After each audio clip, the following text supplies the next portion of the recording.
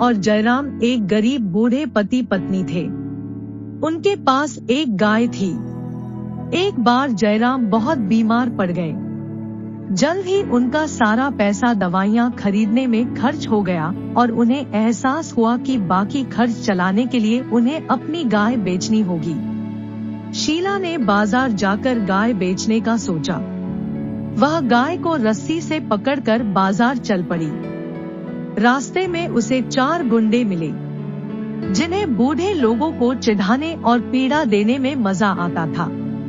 जब उन्होंने बूढ़ी शीला को अपनी गाय के साथ देखा तो उन्होंने एक चाल चलना शुरू किया। उनमें से एक ने चुपचाप शीला के पीछे जाकर गाय को खोल दिया और उसकी जगह बकरी बांध दी। शीला जयराम की चिंता में डूबी हुई चली जा रही थी। अचानक उसने अपने पीछे एक बकरी को मिमियाते हुए सुना।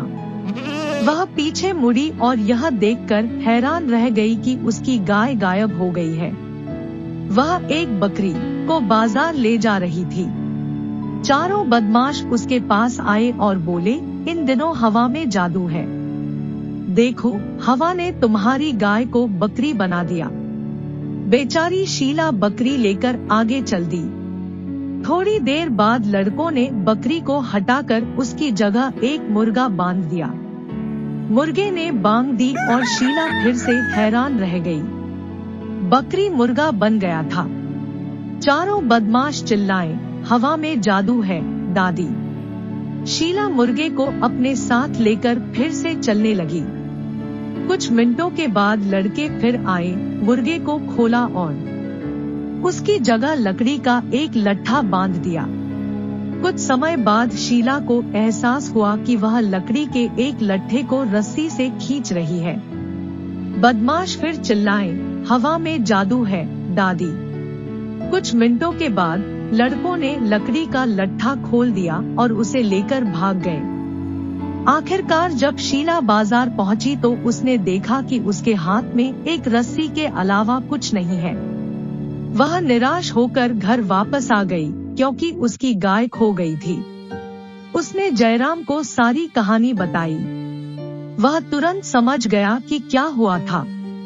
जयराम ने कहा, तुम कल दोपहर के भोजन में रोटी, सब्जी और खीर बनाओ। कम से कम 4 लोगों के लिए खाना बनाओ। मैं कुछ मेहमानों के साथ घर आऊंगा। जैसे ही वे आएं, तुम्हें कहना होगा, खरगोश ने जो मुझसे कहा मैंने वही पकाया। आओ, दोपहर का खाना खाओ। बाकी सब कुछ मुझ पर छोड़ दो। अगली सुबह जयराम ने एक दोस्त से एक जैसे 2 खरगोश उधार लिए। एक को उसने घर पर छोड़ दिया, दूसरे को डोरी से बांध दिया और उसे लेकर बाजार की ओर चलने लगा। रास्ते में उसे भी 4 गुंडे मिल गए। अरे दादा, वे चिल्लाए, तुम्हारी पत्नी की गाय कल गायब हो गई। अब आप इस खरगोश से कहाँ बात कर रहे हैं? जयराम ने उदास होकर कहा, यह खरगोश मेरे बेटे जैसा है। यह मेरी हर बात मानता है। लेकिन अब मैं बीमार हूँ और हमें पैसों की जरूरत है, इसलिए मैं इसे बाजार में बेचने जा रहा हूँ। यह सुनकर गुंडे हैरान रह गए। गुंडे ने पूछा, क्या आप जो कह रहे हैं वह सचमुच खरगोश को समझ आ जाता है? दादाजी, जयराम ने उत्तर दिया, बेशक आ जाता है। मैं तुमको दिखाता हूँ। जयराम खरगोश की ओर मुड़ा और बोला, घर जाओ और शीला से 4 लोगों के लिए रोटी, सब्जी और खीर बनाने को कहो। फिर उसने डोरी खोल दी और खरगोश को फुदक कर दूर जाने दिया। जयराम 4 लड़कों को बोला, घर आओ और मेरे साथ दोपहर का भोजन करो। जब वे उसके घर पहुँचे तो उसकी पत्नी ने उनका स्वागत किया और कहा, खरगोश ने मुझसे जो पकाने को कहा था मैंने वही पकाया। आओ, अपना दोपहर का खाना खाओ। उसने उन सभी को रोटी, सब्जी और खीर परोसी। 4 बदमाशों ने जब खरगोश को कोने में बैठा देखा तो दंग रह गए। उन्होंने जयराम से कहा, हम आपका खरगोश खरीद लेंगे। जयराम ने सोचने का नाटक करते हुए कहा, यह मेरे लिए बहुत कीमती है।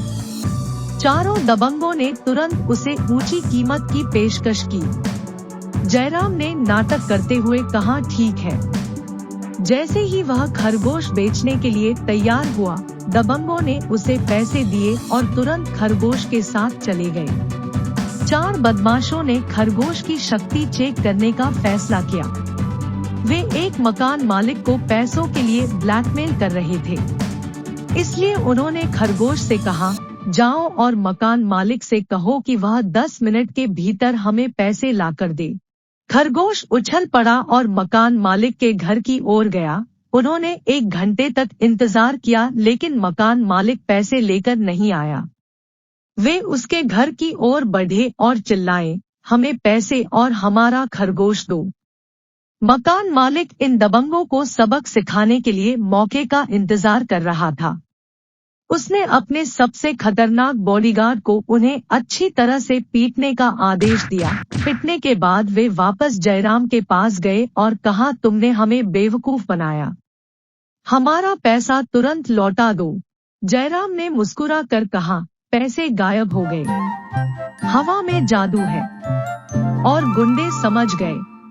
कहानी का सार यह है कि हमें किसी के साथ बुरा नहीं करना चाहिए, नहीं तो हमारे साथ भी वैसा ही होता है। हमें अपने मजे के लिए किसी को भी परेशान नहीं करनी चाहिए। Thank you. Don't forget to like and subscribe.